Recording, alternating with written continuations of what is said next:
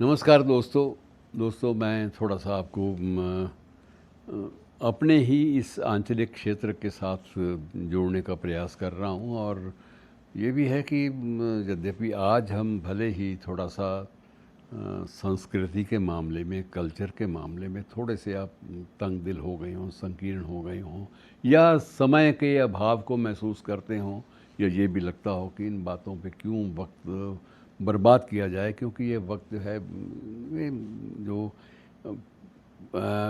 Changes, जो बदलाव आए हैं मित्रों, एआई की वजह से, आर्टिफिशियल इंटेलिजेंस की वजह से, या जो चैट वाले जो इतने भी नए ऐप आए हैं, इनके कारण बहुत सारे ढेरों बदलाव आ गए हैं। और वो बदलाव कई बार हमें समय भी नहीं देते कि हम अपनी पुरानी जो कल्चर है, संस्कृति है, उससे जुड़े रह सकें। लेकिन हमें थोड़ा सा कभी कभी अपने आप को जोड़ लेना चाहिए अतीत के साथ, क्योंकि वो हमें उससे नई ऊर्जा, नई एनर्जी हमें मिल जाती है। आज मैं आपको जोड़ रहा हूँ एक इतिहास के उस पन्ने के साथ, वो जींद रियासत से जुड़ा हुआ है। और ये जींद रियासत में मित्रों, आप भी शायद थोड़ा से हैरान भी हों कि कई गांव ऐसे हैं, वैसे 12 तो मैं आपको गिना भी सकता हूँ, लेकिन कई गांव ऐसे हैं जिनके नाम जो हैं वो शास्त्रीय रागों के साथ या कुछ वाद्य यंत्रों के साथ जुड़े हुए हैं।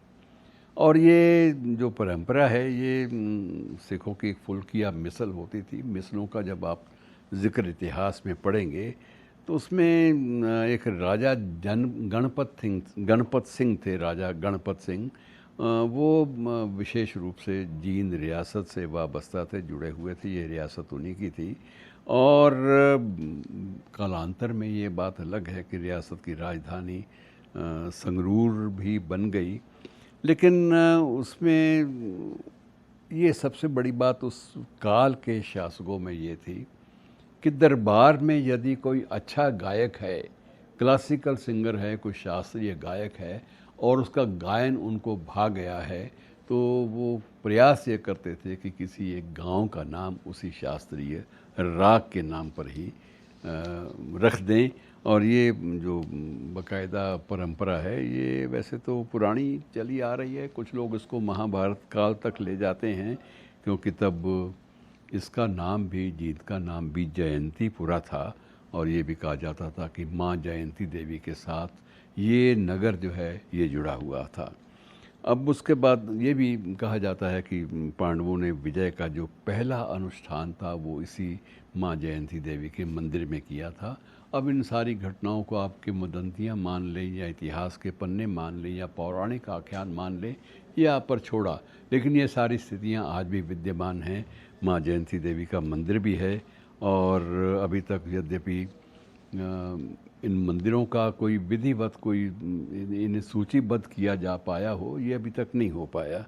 लेकिन मैं रागों का नाम, जिनके नाम पर गांव के नाम पड़े, उनका कुछ उल्लेख आपसे बांट लेता हूँ। एक गांव है बागनवाला, ये बागेश्वरी जो राग है उस पर आधारित है। भैरूखेड़ा गांव, ये भैरव राग पर आधारित है। दिगाना, ये ताल पर आधारित है। गुणकणी, ये गुणकाली, ये इस पर आधारित है। इसके साथ इसका एक साज है। और इसी प्रकार से मित्रों, मलार गांव जो है वो मल्हार राग के साथ जुड़ा हुआ है। सिंधवी खेड़ा गांव जो है वो सिंधु के साथ जुड़ा हुआ है। और हंसदे हार, ये हंस ध्वनि राग के साथ जुड़ा हुआ है। जय जयवंती जो गांव है, ये राग जय जयवंती के साथ जुड़ा हुआ है। तो ऐसे बहुत सारे, पीलू खेड़ा गांव, ये राग पीलू के साथ जुड़ा हुआ है। तो ये मित्रों बहुत सारे गांव, अन्य कुछ ऐसे भी हैं उल्लेख, जिनके नामकरण या तो शास्त्रीय रागों के नाम पर हुए, या फिर वाद्य यंत्रों के नाम पर। तो मित्रों, ये सांस्कृतिक धरोहर है हमारी, इस पर हम गर्व कर सकते हैं, इसे भुलाया नहीं जाना चाहिए। धन्यवाद।